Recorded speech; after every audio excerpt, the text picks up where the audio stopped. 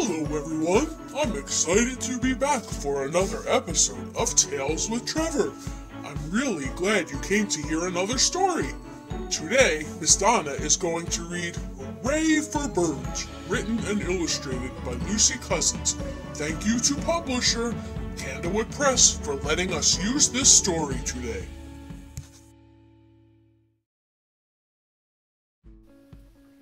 Hi everyone, it's Miss Donna and I'm back with my dog Trevor. Today we're going to read Hooray for Birds by Lucy Cousins.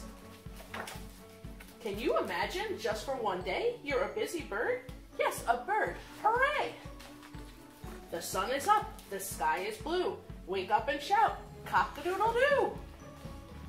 Flap your wings and you can fly higher and higher, up, up, up into the sky. Hop, hop, hop! Peck, peck, peck!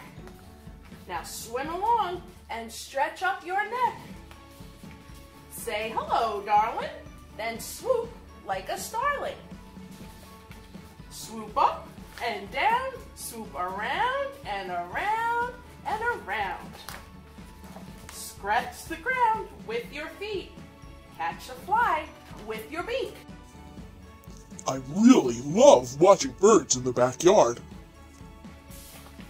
Stand very tall on just one leg. Say cluck, cluck, cluck, and lay an egg. Catch a wriggly snake and stretch out your wings.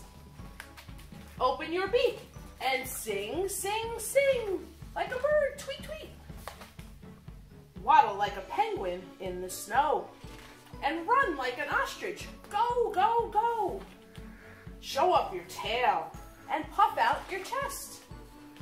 Then cuddle up with mama, all comfy in your nest. What a busy bird you've been, the funniest one I've ever seen. You began the day cock-a-doodle-dooing, now say goodnight.